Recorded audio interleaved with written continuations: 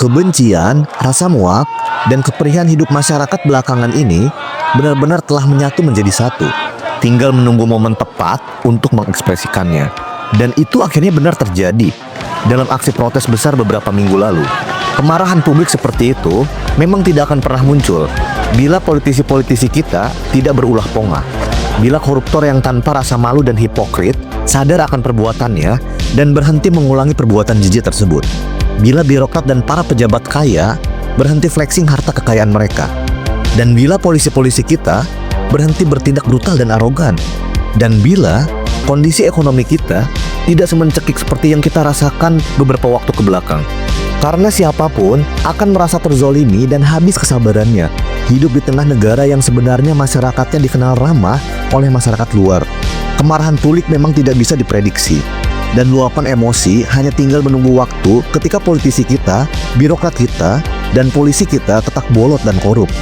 Rasa jengah dan muak rakyat ada batasnya. Kesabaran tak terbatas tidak ada dalam kamus rakyat yang hidup di tengah penindasan dan kemelaratan. Apalagi trauma rakyat yang hidup di tengah kondisi seperti itu di masa Orde Baru dulu masih hangat dalam ingatan. Rakyat tidak sekedar terpuaskan hanya dengan sekedar janji reformasi dibukanya keran demokrasi pemilu. Rakyat masih terus menunggu dibukanya keran kesejahteraan ekonomi yang masih tersumbat dan tak kunjung terwujud. Kesejahteraan yang sejak dulu diperjuangkan dan dicita-citakan, nyatanya kini hanya dirasakan oleh mereka-mereka yang dekat dengan kekuasaan. Kekuasaan yang faktanya masih disetir dan dikendalikan oleh kroni kekuatan-kekuatan lama yang tak mau berubah. Sialnya, para hero reformasi dulu yang berjuang bersama rakyat masuk ke dalam kubangan politik korup yang sama kotornya. Sementara rakyat tak merasakan apa-apa dari buah reformasi selain gegap gempita pemilu setiap 5 tahun sekali. Maka tak aneh, saat rakyat sulit mencari makan, penghasilan tak sebesar biaya pengeluaran, hidup tak layak dipetakan kos dan kontrakan, bingung mencari pekerjaan, tapi terus-menerus disuguhi ketidakbecusan pejabat-pejabatnya yang korup, dan disajikan gaya hidup mereka yang hedon dan pongak, maka amat sangat potensial jika kemudian mereka meluapkan kemarahan ini dengan cara-cara di luar batas kendali. Memang, perusahaan fasilitas umum tidak dibenarkan. Tapi, para politisi dan elit bolot memang perlu sesekali diultimatum dengan sesuatu yang akan terus mereka ingat. Bahwa kekuasaan yang mereka pegang tidak diambil dari tanah kosong tak bertuan. Ia lahir dari daulat rakyat yang menitipkannya untuk sementara. Ketika daulat tersebut dikhianati, rakyat berhak mencabutnya kembali. Dan perkara mencabut daulat hanya bisa dilakukan dengan satu cara, perlawanan. Inilah yang diajarkan oleh John Locke saat dirinya panjang lebar menjelaskan soal kontrak sosial antara rakyat dan penguasa. Jika kita melihat eskalasi demonstrasi yang terjadi beberapa minggu lalu di berbagai wilayah dan solidaritas yang muncul dari berbagai kalangan saat itu, bisa dipastikan aksi itu bukan sekedar buntut propaganda yang oleh beberapa orang disinyalir dijalankan oleh non-state actor atau pihak asing untuk kepentingan tertentu semata. Itu merupakan luapan tak terbendung kemarahan publik yang sekali lagi di satu sisi muncul akibat tontonan perilaku wakil-wakil rakyat yang tak pernah memihak, akibat perilaku aparatnya yang sewenang-wenang, serta akibat pengelolaan negara yang serampangan. Di sisi lain, rakyat bertahun-tahun dari generasi ke generasi ditindas dan mengalami kesusahan. Kebencian yang diluapkan kepada dua institusi penting, kepolisian dan DPR di banyak tempat saat aksi demonstrasi terjadi, merupakan sinyal degradasi kepercayaan dan rasa muak atas kinerja keduanya selama ini. Politisi korup dan aparat pongah adalah musuh bersama aksi masa kali itu. Belum lagi ketidakadilan dan ketimpangan ekonomi yang menjerat rakyat. Aspek ini tentu menjadi sumber petaka lainnya yang semakin membuat massa semakin beringas. Ukuran ketimpangan ekonomi kita bisa dibilang berada dalam level darurat dan ekstrim. Terhitung sejak angin segar reformasi 1998 berhembus, meski demokrasi prosedural telah berevolusi lewat pemilu yang rutin dan bebas, namun substansi untuk mewujudkan masyarakat yang makmur, adil, sentosa masih pepesan omong kosong belaka. Kelas-kelas kaya yang mewarisi privilege masa lalu Orba tetap bertahan. Sementara kelas menengah dari kalangan miskin, walau muncul, tapi kehidupan mereka masih berada di bawah kata layak. Ketimpangan dua kelas ini tentu ibarat bom waktu yang suatu saat bisa meletus kapanpun. Dan itu akhirnya benar terjadi. Kelas menengah yang tersadarkan terdidik karena sekolah dan tercerahkan lewat ragam wacana kritis di media sosial, akan terus menuntut akuntabilitas dan pengelolaan negara secara lebih transparan dan layak. Ketika pemerintah tidak bisa mewujudkan tuntutan-tuntutan itu, alih-alih mengelola negara secara sembrono dan mengolok-olok mereka, kelas menengah rentan yang mudah terdampak kebijakan negara itu akan dengan mudah bangkit melawan. Perlawanan-perlawanan yang meletus di beberapa tempat hari itu, yang tersebar di berbagai kota, telah membuktikan bahwa peredaan amarah publik tidak gampang terobati hanya dengan pernyataan-pernyataan retoris ala politisi. Kekecewaan kadung mendarah daging, emosi publik terlanjur menyumbul di ubun-ubun. Semuanya tidak bisa disembuhkan hanya dengan janji-janji yang sering diingkari. Lalu apa biang keladi dari itu semua? Dari semua yang terjadi, satu hal yang pasti, kita dikelilingi oleh para politisi, birokrat, dan aparat-aparat tak kompeten, sekaligus empati terhadap rakyatnya.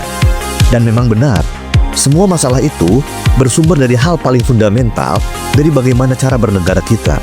Kita tak akan pernah bisa menjadi bangsa yang besar jika komposisi politisi kita, birokrat pemerintahan kita, polisi kita, dan tentara kita tidak memiliki pegangan nilai ideologi yang menjunjung integritas dan melaksanakan fungsinya dengan penuh tanggung jawab. Unit-unit negara yang berjalan tanpa ideologi yang jelas dan berpegang teguh pada nilai-nilai integritas di dalamnya, jelas akan kehilangan arah. Alih-alih bertugas sesuai amanat yang diembannya, ia akan linglung kemana ia sebenarnya mesti melangkah. Sehingga banyak di antara mereka yang akhirnya terjerumus dan terseok ke dalam kubangan kehinaan, yang malah memanfaatkan posisi kekuasaan yang dipegangnya sebagai ajang kesempatan memperkaya diri. Maka itu, negara yang hanya menggembor-gemborkan ideologi bangsanya, Pancasila, sebagai formalitas yang tertera dalam konstitusi belaka, sebagai agenda propaganda belaka, sebagai alat pembenaran sepihak belaka, apalagi sekadar sebagai epistemik hafalan, pastilah akan tergerus oleh pragmatisme dan oportunisme kehidupan yang semakin kompetitif dan kompleks. Unit-unitnya dipastikan akan membusuk, sebab hanya bekerja sesuai prinsip kepentingan sempit belaka. Mereka mengimani ideologi sebatas verbal, bukan sikap, dan integritas kerap diabaikan karena mereka bertindak tanpa pegangan nilai. Padahal ideologi sejatinya merupakan nilai dan pegangan yang akan mengarahkan secara tegas tujuan bernegara dan membatasi perilaku aktor dan unit untuk selalu bersikap sesuai koridor nilai yang terkandung di dalamnya. Selama ini, Pancasila yang kita yakini masih sebatas hanya sebagai tampangan belaka, terlukis indah dalam ayat-ayat konstitusi, namun nihil dalam aksi nyata. Tak heran jika pemerintah yang hanya menganggap ideologi sebagai interior belaka, tanpa mengamalkannya dan tanpa bekal integritas diri unit pelaksananya, tentu akan terombang-ambing tanpa tujuan yang jelas. Impaknya, anomali bernegara muncul di sana-sini. Korupsi merajalela di berbagai unsur pemerintahan, dari struktur hierarki pemerintahan tertinggi hingga paling bawah. Dari institusi penegak hukum sampai lembaga agama, bahkan sampai institusi yang mengurus pendidikan warganya. Budaya korupsi telah menjadi semacam parasit yang akhirnya menjalar dan merusak cara bertindak dan berperilaku banyak aktor di banyak tempat.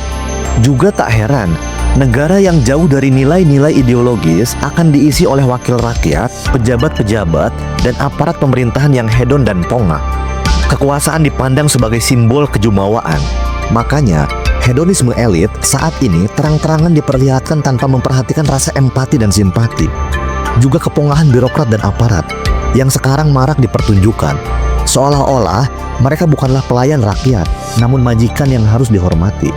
Sekali lagi, semua itu terjadi karena unit-unit di dalam struktur negara, khususnya para politisi kita, tidak muncul dan terlatih dari pendadaran ideologis yang mendalam dan mengakar. Seperti kata Hashim Muhammad, seorang influencer Twitter, dirinya mengatakan, saya kutip langsung, "Percayalah, meski ribuan orang berdemo, DPR RI dan juga DPRD tetap tidak akan mewakili kepentingan Anda sebagai rakyat. Mereka merasa tak punya kewajiban mewakili Anda karena kebanyakan dari mereka itu terpilih bukan karena Anda pilih, tapi karena telah membeli suara Anda." Ya benar, politisi kita muncul dari proses transaksional yang instan, sehingga mereka tidak merasa memiliki kewajiban, bertanggung jawab dan rasa akuntabilitas kepada rakyat.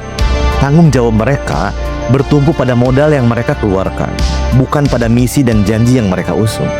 Politisi-politisi kita dipilih melalui pasar demokrasi yang mahal, sebuah mekanisme kotor yang terus bertahan semenjak reformasi bergema di tahun 1998. Suara rakyat dibanderol dengan harga, bukan dengan pendidikan politik.